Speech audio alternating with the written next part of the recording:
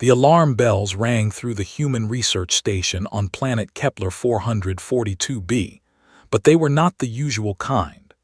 These were silent alarms, the kind that only flashed red lights in the security office where Commander James Reyes sat watching his monitors with growing suspicion. For 3 weeks now, something had been wrong, small things at first. A file moved from one folder to another. A door opened at 2 in the morning when everyone should have been sleeping. A transmission sent to coordinates that did not exist in any human database. James rubbed his tired eyes and looked at the screen again. The station housed 47 humans and 12 alien scientists from various species who had joined the research program. They were all supposed to be allies, working together to study the strange energy readings coming from deep beneath the planet's surface. But someone was not who they claimed to be. "Computer, show me the movement logs for the past 24 hours, James said quietly.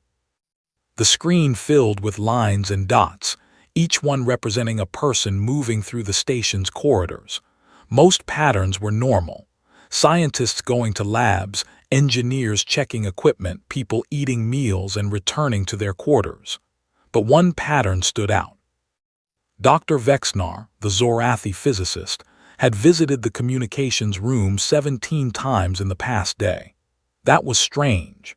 The Zorathi were known for their brilliant minds and their dedication to pure science. They rarely cared about communications or politics. They just wanted to study the universe. James pulled up Vexnar's file. The alien had come to the station 8 months ago with excellent recommendations from the Galactic Science Council. His work on quantum energy fields had been praised by scientists across a dozen worlds. Nothing in his background suggested anything suspicious. But James had learned to trust his instincts during his 20 years of military service, and his instincts were screaming at him now. He picked up his communicator and pressed a button. "Lieutenant Park, please come to the security office." 2 minutes later, a young woman with sharp eyes and short black hair entered the room. Lieutenant Sarah Park was the station's intelligence officer, though officially her title was cultural liaison. She was one of the few people James trusted completely. "You found something," she said. It was not a question. James nodded and showed her the movement logs. "Vexnar, 17 visits to the communications room yesterday. He has no reason to be there." Sarah studied the screen with a frown. The Zorathi are supposed to be neutral in galactic politics. They sign treaties with everyone. They don't take sides. That's what we're told. But what if this particular Zorathi is different? What if he's working for someone else? Sarah sat down at the second console and began typing. "I'll check the communication logs, see what he's been sending." They worked in silence for an hour. The station was quiet around them, most people still sleeping in the early morning hours. Outside the windows, the purple sky of Kepler 442b was beginning to lighten as the distant red sun rose slowly over the mountains. "Commander," Sarah said suddenly, her voice tense, "you need to see this." James moved to her screen. She had managed to decode a fragment of one of Vexnar's transmissions. It was not complete, but what they could read made his blood run cold. Energy readings confirm potential weapon capability. Humans unaware of true nature. Recommend acceleration of timeline. Collective awaits final coordinates. "The collective," James breathed. "He's working for the Vraxian collective." The Vraxian collective was the greatest threat in the known galaxy. They were not a single species, but a hive mind that absorbed other beings into their consciousness. They had destroyed over 30 worlds in the past century, always looking for new resources and new minds to add to their collective intelligence. And now one of their agents was inside the human research station. "We need to alert Earth Command immediately," Sarah said. "No," James held up his hand. "If we send a message, Vexnar will know. He's monitoring our communications. We need to be smarter than that." Sarah looked at him with understanding dawning in her eyes. "You want to trap him." I want more than that. I want to find out what the collective really wants. Why are they interested in our energy readings? What weapon capability is he talking about? James walked to the window and looked out at the alien landscape. The humans had built their research station here because of the unusual energy signatures coming from underground. They had assumed it was a natural phenomenon, something to be studied and understood. But what if it was something more?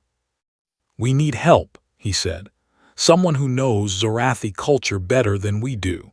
Someone who can help us understand how Vexnar thinks." "Dr. Chen," Sarah suggested. "She's been studying alien psychology for 15 years, and she's in the xenobiology lab right now. I saw her name on the morning shift roster." James nodded. "Get her quietly, and Sarah, don't trust anyone else yet. We don't know if Vexnar is working alone." While Sarah left, James began making plans. The humans were at a disadvantage in many ways. They were newcomers to the galactic community, only having discovered faster-than-light travel 50 years ago. They were not as strong as the Korathi, not as fast as the Vellani, not as technologically advanced as the Zorathi themselves. But humans had one advantage that no other species seemed to understand. They were unpredictable. They thought in ways that did not follow the logical patterns that most alien species used. They could lie and pretend and scheme in ways that made them nearly impossible to predict. Vexnar thought he was dealing with simple, straightforward creatures who would never suspect one of their alien colleagues. He was about to learn how wrong he was.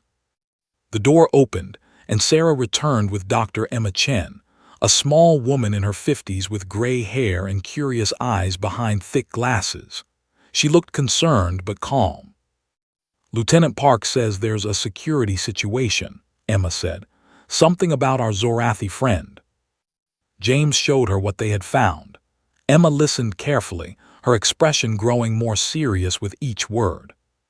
"The collective has never used Zorathi agents before," she said when he finished. "This is unusual. The Zorathi value their neutrality above everything. For one of them to betray that." "What would make a Zorathi work for the collective?" Sarah asked. Emma thought for a moment. "The Zorathi are driven by curiosity, pure, absolute curiosity. They want to understand everything in the universe. If the collective offered Vexnar access to knowledge, he couldn't get any other way." "He would betray everyone for it," James finished. Emma nodded sadly. "To a Zorathi, knowledge is more valuable than loyalty, honor, or even life itself. But this also gives us an advantage." "How?" "Vexnar will be focused on gathering information. He's not a warrior or a fighter. He's a scientist at heart, even if he's a corrupt one. If we can make him think he's getting close to discovering something incredible, he'll become careless." James smiled grimly. "So we give him something to discover, something that leads him right where we want him." The three humans looked at each other, and in that moment, a silent agreement passed between them. They were going to turn the spy's own methods against him. They were going to save their station and everyone in it. They just had to be smarter than an alien genius who had been planning this for months. James pulled up the station's layout on his screen and began to explain his plan. The next morning, life at the research station appeared completely normal. Scientists went to their labs, engineers checked their equipment, and the kitchen staff prepared breakfast for 47 humans and 12 aliens. Dr. Vexnar stood in the main laboratory, his 4 long fingers moving gracefully over the control panel of the quantum scanner. He was a tall being, over 7 feet, with smooth gray skin and large dark eyes that never seemed to blink. Like all Zorathi, he wore simple white robes that marked him as a member of the scientific class. To anyone watching, he looked completely focused on his work. But inside his mind, calculations of a different kind were running. The energy readings from beneath the planet's surface were even more interesting than he had first suspected. If his analysis was correct, the humans were sitting on top of an ancient weapon system, left behind by a civilization that had died millions of years ago. A weapon that could destroy entire fleets with a single blast. The collective wanted that weapon, and Vexnar had been promised something even more valuable in return: access to the collective's accumulated knowledge of 10,000 years and 30 absorbed civilizations. He did not care about politics or power. He only cared about understanding, and the collective could give him understanding beyond anything the Zorathi archives could offer. What Vexnar did not know was that across the lab, pretending to study a rock sample, Emma was watching his every move through a tiny camera hidden in her glasses. "He's checking the deep scan results," she murmured quietly into the microscopic communicator hidden behind her ear. "He's definitely interested in the underground readings."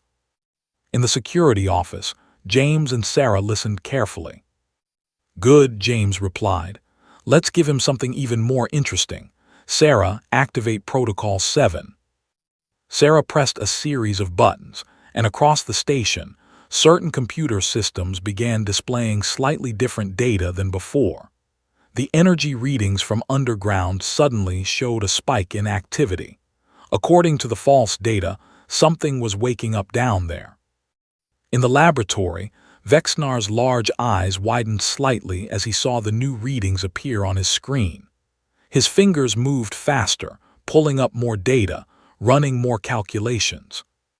Emma watched him lean forward with barely hidden excitement. "He's taking the bait," she whispered. For the next 3 days, James and his team carefully fed Vexnar more false information. Each piece was designed to lead him closer to a conclusion that wasn't true: that the ancient weapon system could only be activated by a specific combination of energy frequencies, and that the humans were about to discover that combination by accident.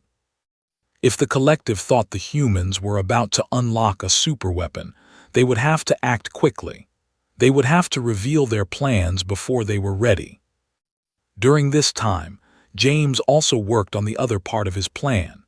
He needed to find out if Vexnar was working alone or if there were other spies in the station.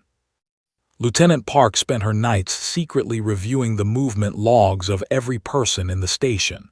She looked for patterns, for connections, for anything unusual. On the second night, she found something. "Technician Myra Kowalski," she reported to James the next morning. "She's been meeting with Vexnar in the lower storage areas. Their schedules don't officially overlap, but somehow they keep ending up in the same place at the same time." James felt a cold weight settle in his stomach. Myra Kowalski had been with the station for 3 years. She had friends, a good service record, and everyone liked her. But Sarah's evidence was clear. "Keep watching her," James said. "But don't approach her yet. We need to know what she's doing before we move." The answer came 2 days later, and it was not what any of them expected.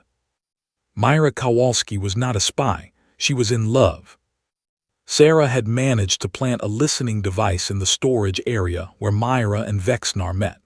What she heard was not treasonous planning, but awkward attempts at cross-species romance. Myra was attracted to Vexnar's brilliant mind, and Vexnar seemed to enjoy her attention and admiration. "He's using her," Emma said after listening to the recordings. "Zorathi don't form romantic attachments. It's not in their psychology. He's keeping her close because she has access to engineering systems that could be useful to him." "So she's innocent but being manipulated," James said. "Yes, and that gives us another opportunity." James looked at Emma with interest. "What do you mean?" "Myra trusts Vexnar completely. If we reveal his true nature to her in the right way, she'll be devastated and angry. And angry people can be very useful." It was a cruel plan in some ways, using Myra's broken heart as a weapon, but the stakes were too high for gentleness. Entire worlds could be destroyed if the collective got what they wanted. James made his decision. "Do it, but carefully. We need her on our side, not broken beyond usefulness." The next phase of the plan began.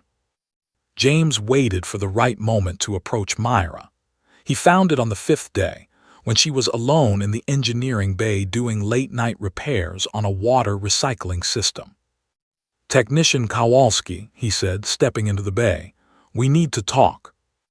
Myra looked up, surprised. "Commander, is something wrong with the systems?" "The systems are fine, but I need to show you something, and I need you to stay calm." He held out a tablet with recordings of Vexnar's transmissions to the collective. He watched Myra's face as she listened, saw the confusion turn to disbelief, then to horror, then to a cold, hard anger that surprised him with its intensity. "He was using me," she said when the recordings ended. Her voice was flat and controlled, but her hands were shaking. "All those conversations, all that time he spent with me, he was just getting information." "I'm sorry," James said, and he meant it. "But I need to know, did you ever give him access to anything classified?" Myra thought carefully. "I showed him the power grid layouts, and I told him about the emergency protocols for the underground laboratories, but I never thought." She closed her eyes. "I'm an idiot." "You're not an idiot, you're human. You trusted someone you shouldn't have. It happens to all of us." Myra looked at him with fierce determination in her eyes. "What can I do to fix this? How can I help stop him?" James smiled. This was exactly what he had hoped for. "Actually, there is something only you can do." He explained the rest of the plan to her, and Myra listened with growing understanding. When he finished, she nodded once. "I'll do it, for everyone on the station, for everyone on every world the collective has destroyed." That night, everything changed. Myra met Vexnar in their usual spot in the storage area. But this time, she was not looking for comfort or companionship. She was carrying a recording device hidden in her pocket and a fierce anger hidden in her heart. "Something's happening," she told him breathlessly. "The scientists in the underground lab have made a breakthrough. They've figured out how to activate the ancient system." Vexnar's dark eyes gleamed with excitement. "Tell me everything." Myra gave him a detailed report of false information that James and Emma had carefully prepared. According to this story, the humans were planning to test the weapon system the next morning. If it worked, they would have the most powerful weapon in the galaxy. "This cannot be permitted," Vexnar said, more to himself than to her. "The collective must know immediately." He hurried away without even saying goodbye. Myra watched him go, feeling the weight of betrayal and the strange lightness of revenge mixing together in her chest. "He bought it," she whispered into her hidden communicator. "He's heading to the communications room now." In the security office, James stood and grabbed his weapon. "All teams move to positions. This ends tonight." The next hour was chaos controlled by careful planning. Vexnar tried to send an emergency message to the collective, but the communication system had been secretly modified. His signal went nowhere while showing him that it had been successfully transmitted. Meanwhile, security teams quietly locked down every exit from the station. When Vexnar emerged from the communications room, he found James waiting for him in the corridor, surrounded by armed security officers. "Dr. Vexnar," James said calmly, "you are under arrest for espionage, conspiracy against the human species, and collaboration with the Vraxian collective." For a long moment, Vexnar stood absolutely still. Then, surprisingly, he laughed. "You knew," he said. "For how long?" "Long enough. We've been feeding you false information for almost a week." Something flickered in Vexnar's eyes. Fear, perhaps, or maybe admiration. The weapon system, it was all fake. "No, the weapon system is real, but we've known about it for months. We just didn't tell anyone from off-world. We wanted to see who would be interested enough to spy on us." Vexnar's expression changed as he understood the full depth of the trap. "You used your own station as bait. That is very Zorathi thinking." "No," James said. "It's very human thinking. We just let you assume we were too stupid to catch you." The security officers moved forward and placed restraints on Vexnar's thin gray wrists. He did not resist. "The collective will come anyway," Vexnar said as they led him away. "They know about this planet now. They know what's buried here. You've only delayed the inevitable." James watched him go, then turned to Sarah. "Contact Earth Command. Tell them we have a prisoner who knows everything about collective operations in this sector, and tell them to send a battle fleet. We're going to need protection." Sarah nodded and hurried away. Emma stepped up beside James, her face thoughtful. "He's right, you know. The collective won't give up easily." "I know, but now we have warning. Now we have time to prepare." James looked out the window at the purple sky of Kepler 442b. "And we have something else. We have proof that humans can outsmart anyone when we need to. Even Zorathi geniuses working for alien hive minds." James smiled grimly, "Especially them." Over the following days, the captured spy was interrogated thoroughly but fairly. Vexnar, faced with the total failure of his mission, decided to cooperate. Perhaps he hoped for better treatment. Perhaps he simply found it intellectually interesting to explain the collective's plans. Either way, he talked. The information he provided was valuable beyond measure. He revealed the locations of 3 other collective spy networks in human space. He explained how the collective chose their targets and how they communicated secretly across vast distances. Most importantly, he told them about the collective's greatest fear. "They are afraid of you," Vexnar said during one of his interrogation sessions. "Not of your technology or your weapons. Those are inferior to many species. They are afraid of your minds." "What do you mean?" James asked. "The collective absorbs species by understanding them completely. They learn how a species thinks, how they make decisions, what they value. Once they understand, they can predict and control. But humans," Vexnar paused, searching for words. "Humans are chaos. Your thoughts do not follow logical patterns. You make decisions based on emotion, on intuition, on factors that cannot be calculated. The collective cannot model your behavior accurately. They cannot predict what you will do. So they spy on us instead." "Yes, they hope that by watching individual humans closely, they can learn to understand your species. But each human is different. Learning about one teaches them little about others." Vexnar shook his head slowly. "You are the most illogical species in the galaxy, and that makes you the most dangerous." James thought about this for a long time after the interrogation ended. Humans had always seen themselves as the underdogs of the galaxy. They were newcomers, less advanced than many species, often dismissed or underestimated. But maybe that underestimation was their greatest strength.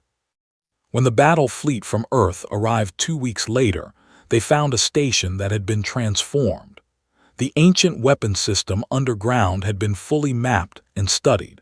Emergency protocols had been established to activate it if the collective attacked, and every human on the station had been trained in counterintelligence techniques. Admiral Catherine Wells, commander of the fleet, met with James in his office. "You've done excellent work here, Commander," she said, reviewing his reports. "This intelligence will help us protect dozens of worlds." "Thank you, Admiral, but the real credit goes to my team. Lieutenant Park, Dr. Chen, and Technician Kowalski especially." "Ah yes, the woman who had a relationship with the spy." Admiral Wells raised an eyebrow. "That must have been difficult for her." "It was, but she turned her pain into purpose. She helped us catch him in the end." Admiral Wells nodded approvingly. "That's the human spirit right there, taking our weaknesses and turning them into strengths." She stood and walked to the window. "The Galactic Council is very interested in what happened here. They want to know how a small human station caught a Zorathi spy when no one else has ever done it." "What are you going to tell them?" "The truth, that humans are unpredictable, determined, and impossible to underestimate." She smiled. "Let the other species worry about what that means." 6 months later, The effects of the Kepler 442b incident spread across the galaxy like ripples in a pond. The three spy networks that Vexnar had revealed were shut down in coordinated strikes. Hundreds of collective agents were captured or exposed. For the first time in decades, the collective was on the defensive. More importantly, the story of how humans had outsmarted a Zorathi genius and uncovered a major spy operation became famous throughout known space. Species that had dismissed humans as primitive newcomers began to look at them with new respect and curiosity. The Zorathi Council officially apologized for Vexnar's actions and began stricter monitoring of their scientists working on alien worlds. The Galactic Science Council created new security protocols based on human intelligence methods. And on Kepler 442b, the research station continued its work. Myra Kowalski had been promoted to chief engineer. She still felt the sting of her betrayal, but she had learned from it. She was more careful now, more observant, and she had discovered that she was good at spotting deception in others. Dr. Emma Chen had become the station's official advisor on alien psychology. Her insights during the Vexnar operation had proven invaluable, and now she trained other humans in understanding alien thought patterns. Lieutenant Sarah Park had been given command of a new intelligence unit dedicated to protecting human colonies from foreign spies. She traveled across human space, teaching others what she had learned. As for Commander James Reyes, he received medals and promotions that he didn't really want. What mattered to him was simpler. His people were safe, his station was secure, and the collective had been dealt a serious blow. On the one-year anniversary of Vexnar's capture, James stood on the observation deck of the station, looking out at the purple sky and distant mountains. Earth Command had just informed him that the collective had retreated from 3 systems they had been threatening. The fear of human unpredictability was keeping them cautious. Sarah joined him, 2 cups of coffee in her hands. She gave him one and stood beside him in comfortable silence. "Do you think it will last?" she asked finally. "The peace, I mean." "No, the collective will adapt. They'll find new ways to spy on us, new strategies to use against us. They're patient. So we'll have to stay alert." "Always." James sipped his coffee and smiled. "But that's okay. Staying alert is what humans do best. We're paranoid, suspicious, and always watching for threats. It's why we've survived this long on a dangerous planet with weather that wants to kill us, animals that want to eat us, and diseases that want to infect us." Sarah laughed. "When you put it that way, the collective doesn't sound so scary." "They shouldn't be. They're just another challenge, and if there's one thing humans are good at, it's rising to meet challenges." He turned to face her. "The galaxy is just starting to understand what that means. The collective thought they were the ultimate threat. They absorb species, take over their minds, erase their individuality. For millions of years, no one could stop them. And now they've met humans, a species they can't predict, can't control, and can't understand. A species that turns spies into allies and traps into opportunities." James raised his coffee cup in a mock toast. "Here's to being underestimated. May it never change." Sarah raised her cup to meet his. "To humanity, the galaxy's favorite underdogs." They drank together as the alien sun rose over the mountains, casting long purple shadows across the research station that had become famous across 1,000 worlds. Somewhere in the depths of space, the collective was watching, learning, adapting. But humans were watching too. They would always be watching. And when the next threat came, they would be ready. The story of Kepler 442b spread through human space, becoming legend. Parents told it to children as a bedtime story about clever humans outsmarting scary aliens. Military academies used it as a case study in intelligence and counterintelligence. Philosophers debated what it said about human nature. But for those who had lived it, the story was simpler. It was about ordinary people doing extraordinary things, about trust and betrayal, anger and forgiveness, fear and courage. It was about being human in a galaxy that didn't understand what that meant. And perhaps that was the greatest victory of all. In the end, the galactic spy had been caught not by superior technology or overwhelming force. He had been caught by human intuition, human stubbornness, and human refusal to give up even when the odds seemed impossible. Vexnar had thought he was smarter than the humans. He had believed that his Zorathi intellect and collective backing made him unstoppable. He had been wrong. And across the galaxy, other species who had underestimated humanity were beginning to realize the same thing. Humans were not the weak, primitive newcomers they appeared to be. They were something far more dangerous. They were survivors. And survivors always found a way to win.